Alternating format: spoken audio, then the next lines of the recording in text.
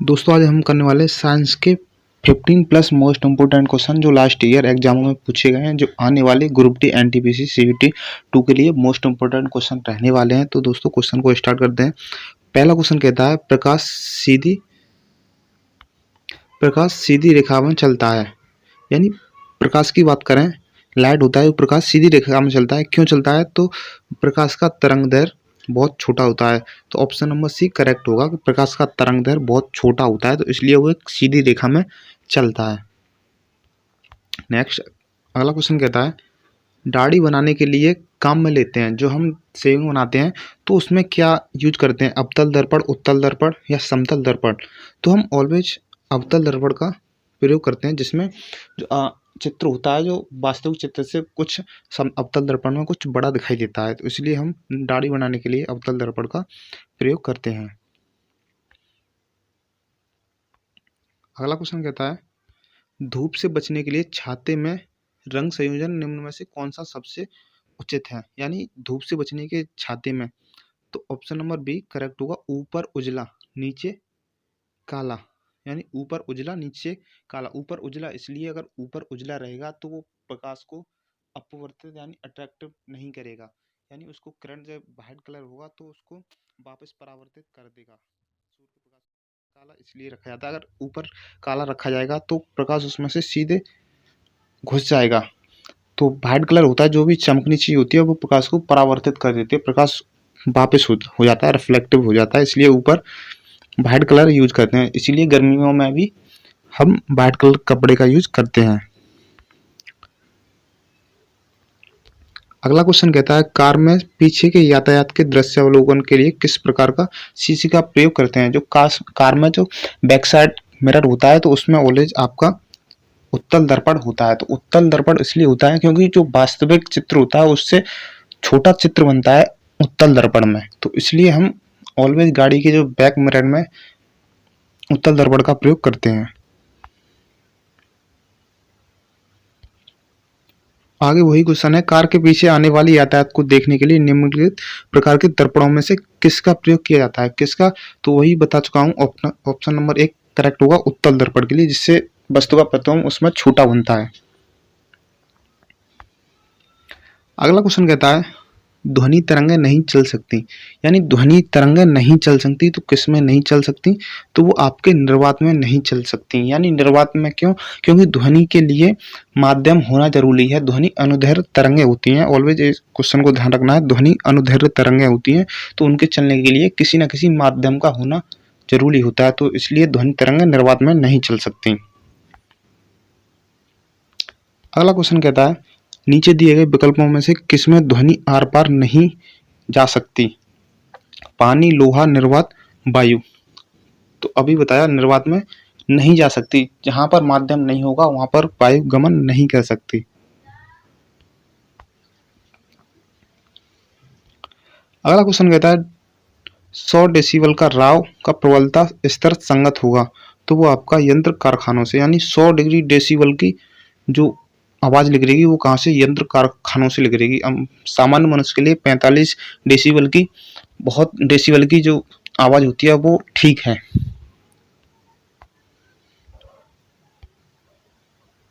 अगला क्वेश्चन कहता है किस स्तर से अधिक की ध्वनि हानिकारक ध्वनि प्रदूषक कहलाती है? यानी तो ऑप्शन नंबर सी करेक्ट होगा 80 डेसिबल। 80 डेसिबल से जैसे ही वो क्रॉस जाएगी तो मनुष्य के कान के लिए वो बहुत ही घातक साबित हो सकती है, तो इसलिए 80 से ज़्यादा नहीं, लेकिन अगर मिनिमम की बात करें तो 45 होनी चाहिए।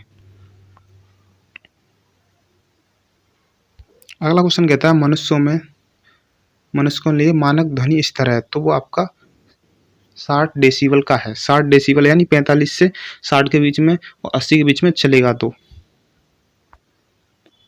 अगला क्वेश्चन कहता है निम्न में से किसकी तरंग सबसे अधिक लंबी होती है? तरंग की बात करें तो रेडियो तरंग, जो भी रेडियो तरंग होती है उनकी तरंग सबसे अधिक लंबी होती है।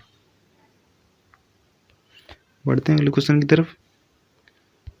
अगला क्वेश्चन कहता है किसी अर्धचालक का प्रतिरोध गर्म करने पर क्या होगा? तो ऑलवेज घटता है। किसी चालक का प्रतिरोध गर्म करेंगे तो ऑलवेज वो घटेगा, इसलिए ऑप्शन नंबर बी करेक्ट होगा, घटता है। अगला क्वेश्चन कहता है अर्धचालक की चालकता 0 डिग्री केल्विन पर ताप पर होती है, यानी 0 डिग्री केल्विन पर अर्धचालक की चालकता तो वो आपकी 0 हो जाएगी, 0 डिग्री पर 0 ही होगी।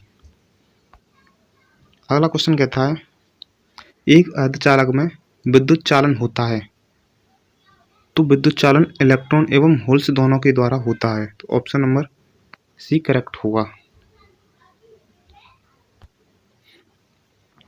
अगला क्वेश्चन कहता है आयोडीन प्राप्त होता है, तो आयोडीन जो आयोडीन नमक में होता है तो वो किससे प्राप्त होता है? लेमिनेरिया से।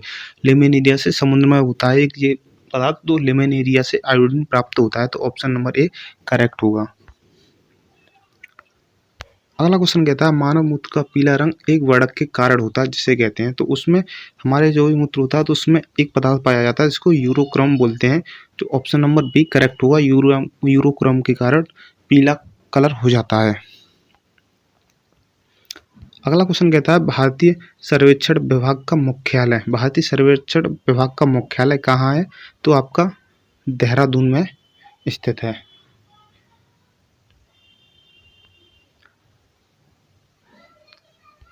अगला क्वेश्चन कहता है रेशम तंतु रोम पिच्छ नर नखर निर्मित होते हैं, तो वो केराटिन से होते हैं। रेशम तंतु केराटिन एक प्रोटीन होती है, तो रेशम तंतु रोम पिच्छ नख तथा नखर जो नाखून वगैरह होते हैं वो आपके केराटिन प्रोटीन पाई जाती है। ये क्वेश्चन आया आलू में ब्लैक हेड का कारण। आलू में ब्लैक हेड ये भी एक बीमारी है आलू के लिए, तो वो होती है ऑलवेज आपकी ऑक्सीजन की कमी से। ऑप्शन नंबर सी करेक्ट होगा। अगला क्वेश्चन कहता है कौन सी बीमारी सबसे कम संक्रामक है? तो पीलिया सबसे कम संक्रामक है। मम्स, तपेदिक, कॉलेरा ये सब संक्रामक है। कॉलेरा है, जैसे तपेदिक, मम्स सब हैं, लेकिन पीलिया इसमें से कम है, तो ऑप्शन नंबर डी करेक्ट होगा। अगला क्वेश्चन कहता है बच्चों में प्रोटीन की न्यूनता के कारण जो रोग उत्पन्न होता है वह है, तो मैरिस होता है बच्चों में प्रोटीन की कमी के कारण। अगला क्वेश्चन कहता है मोतियाबिंद द्वारा मानव नेत्र का निम्नलिखित में से कौन सा भाग प्रभावित होता है? जो मोतियाबिंद हो जाता है बुढ़ापे में, तो उससे हमारी मानव नेत्र का कौन सा भाग होता है? तो उसमें से पारतारिका नहीं होती, स्वच्छमंडल नहीं, दृढ़ पतंग नहीं, तो उपरोक्त में से कोई नहीं। तो आंखों में मोतियाबिंद में क्या होता है, एक लेयर जम जाती है हमारी कॉर्निया के ऊपर, आंख के ऊपर, तो वो होता है। अगला क्वेश्चन कहता है प्लाज्मोडियम परजीवी का वाहक है।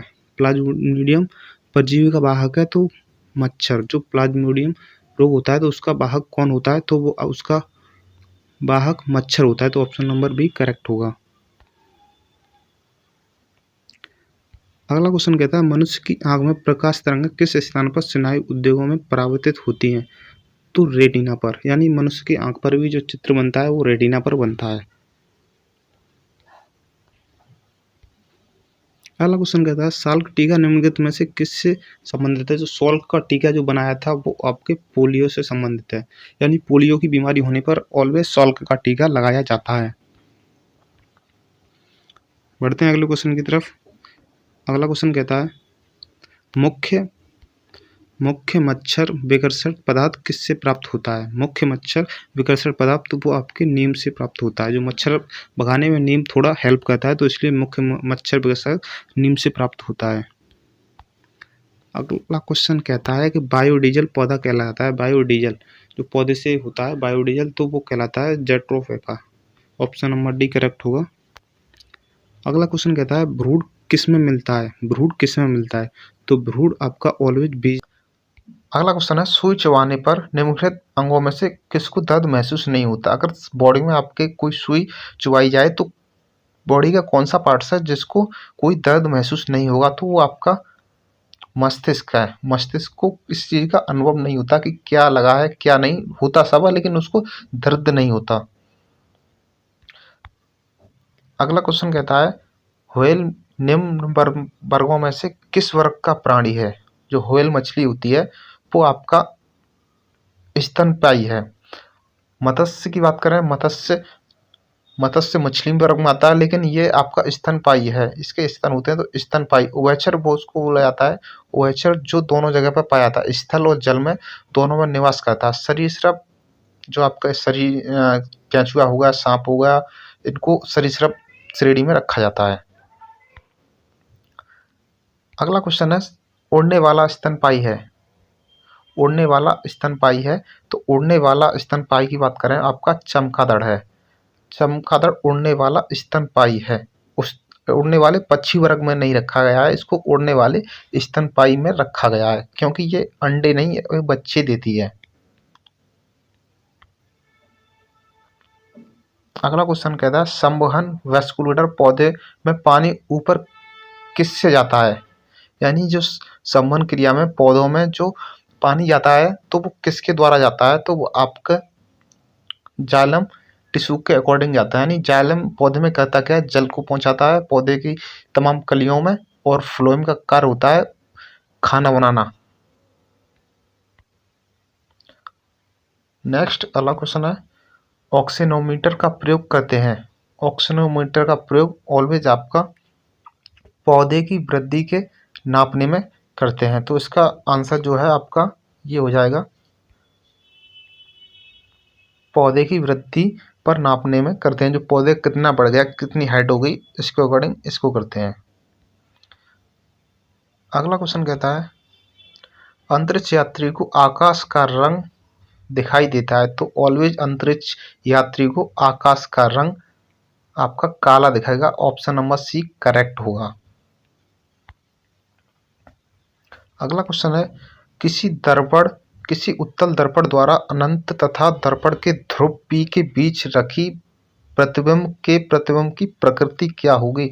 तो वो आपका उत्तल दर्पण द्वारा तो आभासी एवं सीधा बनेगा। तो इस प्रकार से ऑप्शन नंबर ए करेक्ट होगा, आभासी एवं सीधा बनेगा।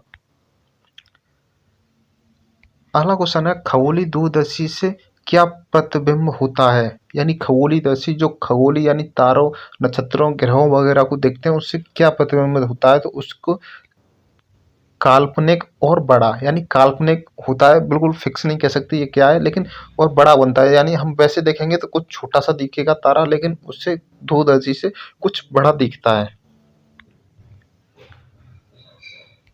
अगला क्वेश्चन कहता है, जब अधिक ऊंचाई पर वायुयान से आकाश को देखा जाता है तो वह दिखाई देता है। यानी वायुयान से जब आकाश को देखा जाएगा तो वो ऑलवेज आपको काला ही दिखेगा।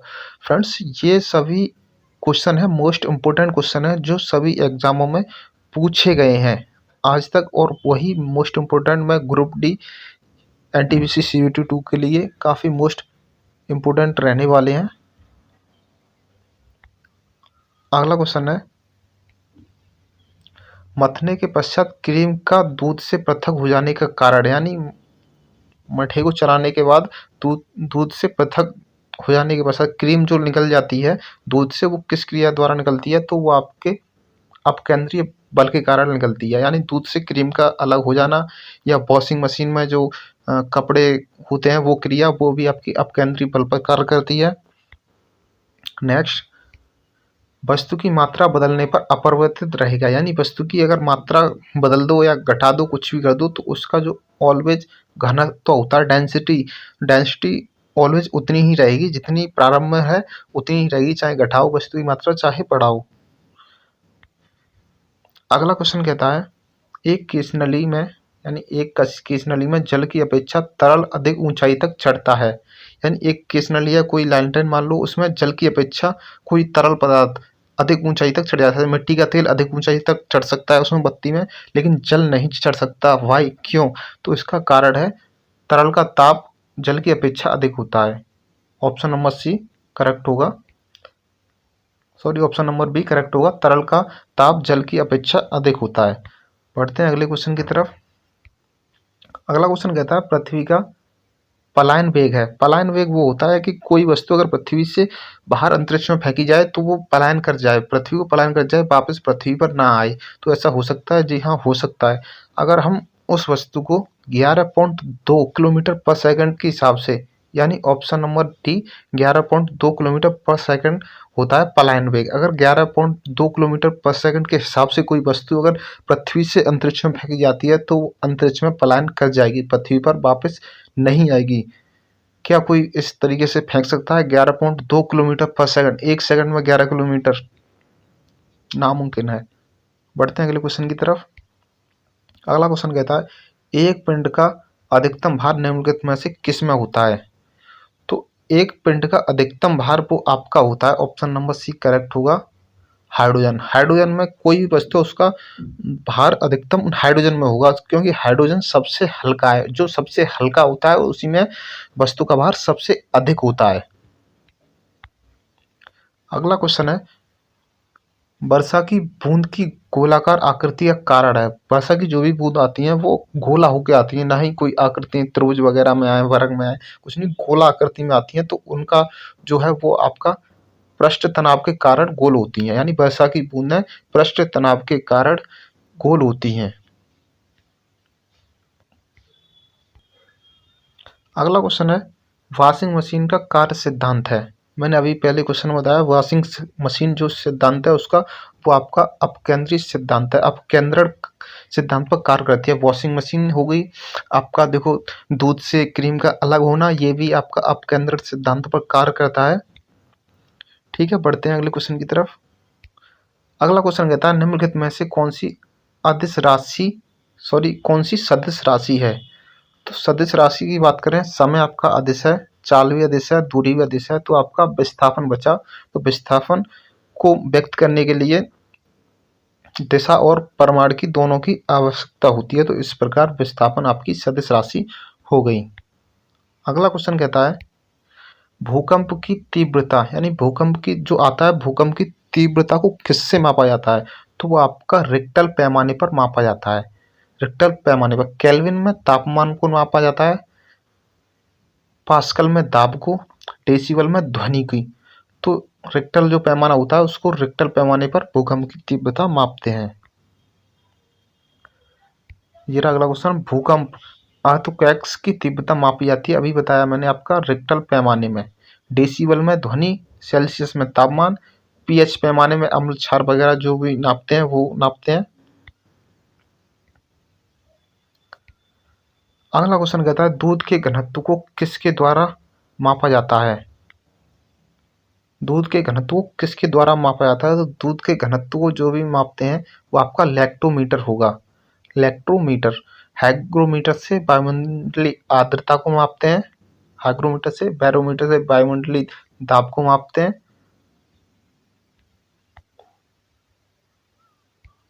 अगला क्वेश्चन है पार्श्विक मात्रक है, पार्श्विक मात्रक है। तो पार्श्विक आपका दूरी का मात्रक है। दूरी वो है प्रकाश वर्ष द्वारा, यानी एक प्रकाश द्वारा एक वर्ष में तय की गई कुल दूरी आपका पार्श्विक कहलाती है। तो इस प्रकार से पार्श्विक किसका मात्रक है, पार्श्विक आपका दूरी का मात्रक है, ऑप्शन ए करेक्ट होगा।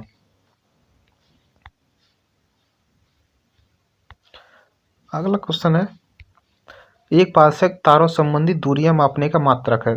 वही अभी कराया, एक पार्श्विक तारों संबंधित दूरियां मापने का मात्रक है, तो इसकी बराबर होता है। तो ये आपका 3.25 लाइट ईयर, यानी 3.25 प्रकाश वर्ष के बराबर होता है। कहीं भी आपको 3.26 भी मिल सकता है, तो आपका 3.25 या 3.26 लाइट ईयर के बराबर होता है। नेक्स्ट अगला क्वेश्चन है प्रकाश वर्ष इकाई है। तो अभी बताया प्रकाश वर्ष दूरी की इकाई है, समय की है नहीं है। प्रकाश की तीव्रता गलत है, प्रकाश वर्ष जो है आपकी वो दूरी के, प्रकाश वर्ष वो होता है प्रकाश द्वारा एक वर्ष में तय की गई कुल दूरी, यानी प्रकाश वर्ष द्वारा तय की गई कुल दूरी। दोस्तों ये मैं बार बार बता रहा हूँ, ये सभी एग्जामों में ये आप देख सकते हो। ये आपका राजस्थान आरटीएस प्री में, एमपीपीएस प्री में, यानी प्री में ये मत देखो कि इनका लेवल काफ़ी है, लेकिन लेवल प्री में आया कोई दिक्कत नहीं है, लेकिन क्वेश्चन नॉर्मल है, मोस्ट इम्पोर्टेंट क्वेश्चन है जो सभी एग्जामों में रिपीट हुए हैं। क्वेश्चन अगर आपको वीडियो बढ़िया लग रही है तो प्लीज़ चैनल को सब्सक्राइब करो और वीडियो को साथ ही साथ लाइक एंड शेयर कर दीजिएगा।